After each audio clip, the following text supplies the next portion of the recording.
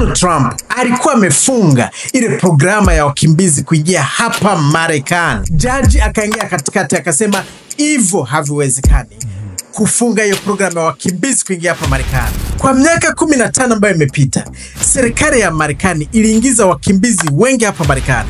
Ikasuspend, yani katumia hela bilioni 457 anza kufanya kazi. Wametaka kufungua tena ile milango ya wakimbizi kuingia hapa Marekani. Lakini kazi bado ipo. Katika video hii tunataka tuambie pointi 5 ambazo tutaweza kuongelea ili uweze kujua je, hizi ma agency ambazo zilipeleka Trump zitawini ama zitawini. Itachukua muda gani tena kuweza kufungua hii administration ama hii program ya resettlement. Tutaweza kuangalia judge ambaye ameblock administration ya Trump. Alafu tutawaambia ma agency zote ambazo sasa hivi ziko na kumbana ili ziweze kusaidia wakimbizi warudi hapa Marekani. Na cha mwisho tutaweza kuambia na tufungue kwa undani kwa nini government sasa hivi inagangania kuleta wakimbizi Marekani. Kwa nini judge na block Trump block his agency? Ni kwa sababu tulisema kwa mwanzo. Kwa nini? Kwa sababu kuna pesa ambazo ziko involved. So baki nasi katika video. Kumbuka sisi ni Think Big Media.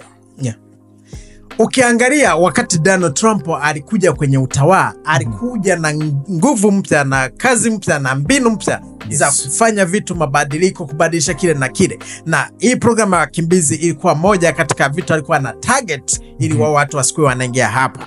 Kwa sababu yeye anakuja anasema hivi vitu vinapaswa kuangaliwa kwa sababu watu wanatumia hela nyingi ya serikali.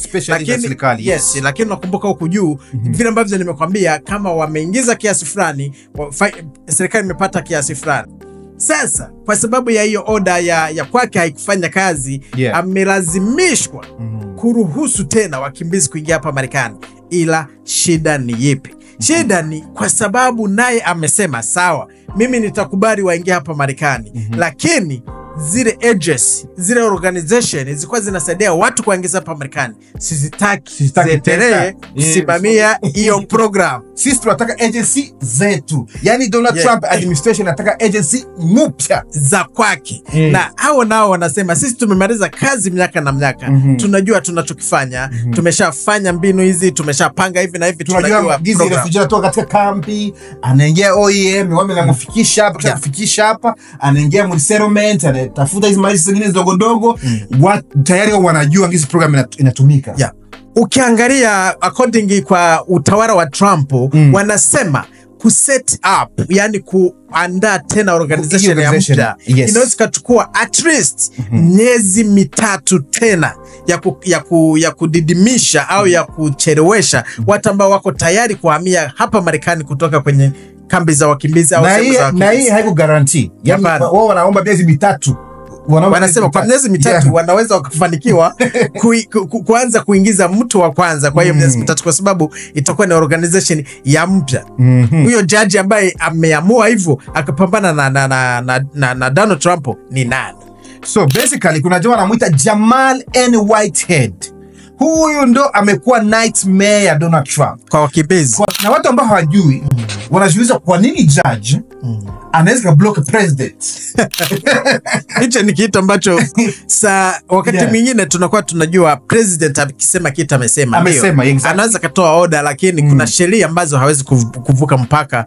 Anafika sema anagonga ukuta, wanamwambia bwana, hii sheria huwezi. Ndo maana unaona hii program ya wakimbizi tena inataka kufufuka tena.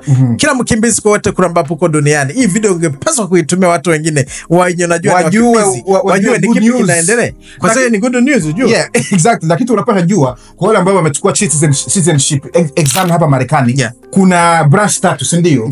Kuna presidential, kuna parliament na kuna kuwa ile ya judge. So kama parliament inaweza kutia Trump, lakini judge anakataa. Yani kusema hiyo executive order haiwezi kufanya nini kwa executed.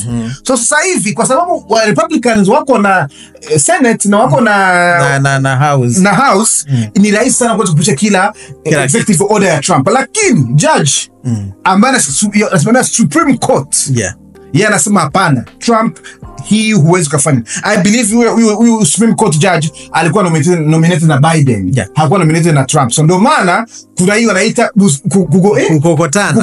kukutana, yani hatutaki hiki. Na ukiangalia katika zile organization zote ziko zinapeleka mashtaka yao mbele ya mahakama ili waangalie wamenyanyaswa. Ni hivi vyote ni kitu ambacho kiko kwenye utawala wa Trump ukiangalia kwa undani, kwa sababu anataka agencies mpya zenye zinaanza upya, hazijazoea hivi vitu, hawajui ni waanze wapi wafanye nini, na probably my agencies ni my agencies ambazo zinakubali vitu fulani vya kwake ama vya party ya Republican kwa sababu wao wanasema sisi tumeshazoea kazi, kwa nini tusiendelee? Ukiangalia ofisi nyingi zinazohudumia wakimbizi au ambao wanahamia hapa Marekani zimeshafunga kabisa milango, na wamekatia contract zao za government. Contracts zimefungwa, misaada hawapewe, hakuna kitu ambacho wanapewa. Lakini sheria inakuja kusema hao watu lazima waendelee kuingia hapa Marekani. Ila shida inayokuja ni kwa sababu Donald Trump anataka agencies za mpya ndio zisimamie hivi vitu, na zenye anataka obviously unakutana na agencies na zingine tulisema agencies zingine zimetafuta lawyer zikasema sisi tumenyanyaswa on the benefit ya refugees na settlement, tumenyanyasiwa. Government ya Marekani, administration ya Donald Trump, imetunyang'anya ma contract illegally bila kuweza kutuarifu, na hii ina constitute nini? The breach of the contract. Kumbuka mkila contract ambao watu wana sign, especially hata kwenye government na private, kuna kitu tunaita ma laws ama vitu wamesikilizana. So Donald Trump ameingia ku power within 3 months, amesema kila contract yote ambao agency ambao iko na refugee imekatiwa. It does not work like that. Hata kama ni president hata kisign executive order, kumbuka hizi branch tatu ambazo ziko za government zinaweza mblock, na ndio tunaangalia sasa hivi. Sasa na kitu cha tano mnapaswa kujiuliza, je, mkimbizi anachangia kitu katika nchi hapa Marekani? Ni ana muhimu gani? Yeye ni wa kukura food stamp na kufanya nini? Well, imeonekana ya kwamba mkimbizi ni mtu ambaye anachangia sana katika nchi ya Marekani. Upende usipende, hata kama wewe unapewa hiyo misaada, lakini kuna watu wengine wanaendelea kupewa hiyo huduma ya misaada, na wengine wako kazini wanapiga kazi, wanalipa tax. Ndio maana katika mwaka wa 2015 wakimbizi kwa mwaka mmoja tu waliingiza bilioni 63. Hizo ni hela ambazo wanaingiza kwenye mataksi. Wakati unaenda kazini wanakukata taksi, unaenda kuemea kitu wanakata taksi. Vile vyote wameona, na hii ukaangalia wanahesabia pesa ambazo huyu mkimbizi analipa, pesa ambazo kwenye anatumikia anafanya kazi pale kwenye makampani, pesa ambazo ile company inalipa kwa government, zile zote wana calculate. Sasa ndo maana unakuwa unasikia huyu anavuta waendelee kuja, huyu anavuta bana nini na nini. Kila mtu anaangalia faida zake, ukiangalia kwa undani. Je, wewe ni mtu mmoja kati ya watu ambao mnapewa misaada hapa Marekani? Au wewe ni mtu ambaye unafanya kazi? Unasaidia kuangalia kwa njia moja au nyingine, unakuta unasaidia government. Huja hapo kwa kuwa mzigo kwenye serikali. Ujue kama wewe una watoto, kuna watoto wako wanaenda kazini, wao watalipa zile tax. Hata kama wewe ni mama ambaye una watoto hulipi, lakini kuna watoto wako wanaenda kazini, kuna jirani yako, kuna rafiki yako, kuna watu hapa Marekani wanafanya kazi wanalipa matax. So na kurudi kuongeza kwa ile, kuna agency ambao wanaita HHS. Hii ni organization ambayo inaangalia human hapa Marekani, yani watu hapa Marekani. Wana calculate, wanaangalia hao watu waleta pesa fulani na pesa fulani. So waliweza kuangalia kuanzia 2005 kufikia 2015 I think 19. Kuanzia 2005 mpaka 19. Tuambie namba kwanza ambao yani walisema katika spending serikali ilitumia hera au ilipoteza hera kwa kuingiza wakimbizi kuanzia hiyo muda 2015 mpaka 2019. Serikali ilipoteza bilioni 457 kwa wakimbizi wote waliingia kuanzia hiyo mwaka 2005 mpaka 2019. Lakini wakaingizia serikali Yes. bilioni 581 bilioni 581. Yeah, hizo ndo hela ambazo waliingiza kwa kulipa matax Okay. katika huo mwaka. Kuna profit ngapi sasa? Profit ambayo iko katikati. Kwa sababu tunasema hapa ni profit kwa sababu tutaambia kwa nini ni profit. Yes. Wakati serikali imeangalia hela ambazo wameingiza na hela ambazo serikali imetumia kwa kuwaingiza hapa kwa vitu vyote ambavyo wamefanya, serikali ya Marekani imepata profit. Bilioni. Yes. Ni bilioni. Yes. Imepata profit bilioni 123.8. Almost bilioni 124 almost 24 bilioni za dola. Hizo ni za dola. Yes. Yani maana yake hawajapoteza kitu. Exactly. Wamefaidi.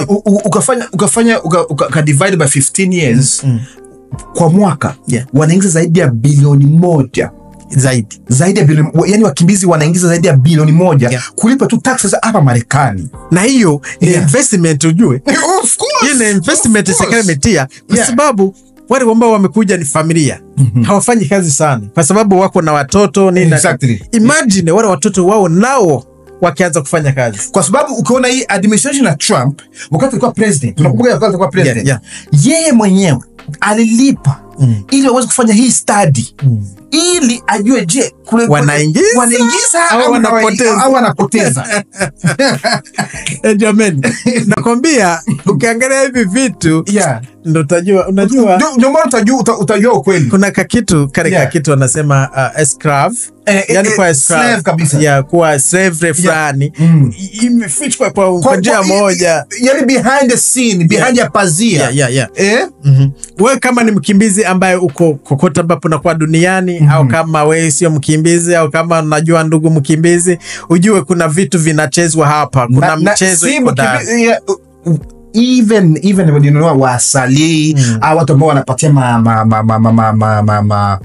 ma special status, for example kama watu walikuwa translator kama kule Afghanistan, wanaleta huku wale watu katika hii category wote wanakuwa kwa katika programa kama ni wanakuja kama wanafunzi, kisha wanabania hapa, wanasema anaomba mimi nataka nibaki hapa, wote wanakuwa katika hii category. Imagine hizi pesa ambazo wanaingizia government ni hela nyingi sana, ni hela nyingi sana. Wanaweza kuona kama wao huingizii kitu serikali. Kuna watu wanaingizia hela serikali, kuna wenye wanaanzisha business, kuna wenye wanaenda kwa masomo, wanasoma masomo mazuri, na kitu kingine zaidi kuna wenye wanafanya kazi ambazo hakuna watu wengine wangefanya. Exactly, that's another thing. Kwa sababu company huko Marekani zinasema tunahitaji watu wanaenda kwenye government anasema kama mnahitaji watu, acha tutafute wa refugees wakuje wafanye kazi. Kwa sababu historically wanajua ukianza maisha Marekani hauchague nini kazi. So hao ndio maana ukafika kwenye agency hapa tayari wameshakuwa na design ya agency ambapo watakuchukua kwenye makampani fulani, kwamba kazi hapa, kwamba kazi kule. Yani hayo tu kwa msaada, is by design. Ni kitu ambacho kimetengenezewa. Na ukiona hivi Donald Trump anafanya, anakuwa anataka kushitua watu tu duniani kwa vile ambavyo anafanya, lakini faida ipo. Ni kubwa, ni faida ya government. Yani wanaingiza pesa, ndio maana wanapoleta watu hapa Marekani haikuwasaidia. Mnakuja fanya kazi for the government, muingize tax. Now guess what? Muendelee economy ya Marekani, muendeleshe. Kwa mtu ambaye ako kambini kwa sasa hivi, alikuwa amekata tamaa na hofia kwa sababu hizi programa zimefungwa, naweza kukupa maneno ya faraja kutokea katika hii video umeyasikia. Umeona kama kuna jaji amesimama kati akasema no, hicho kitu hakiwezekani. Kwa sasa hivi wanaanza tena programa ya wakimbizi hivi karibuni. Hakuna anayejua ni lini wakimbizi wa kwanza wataanza kuingia, lakini ujue ile order ambayo ya kusimamisha wakimbizi kwa sasa hivi imekuwa stop. Na unaweza kujiuliza, je, nitafanya nini kama mimi wakati niko kambini?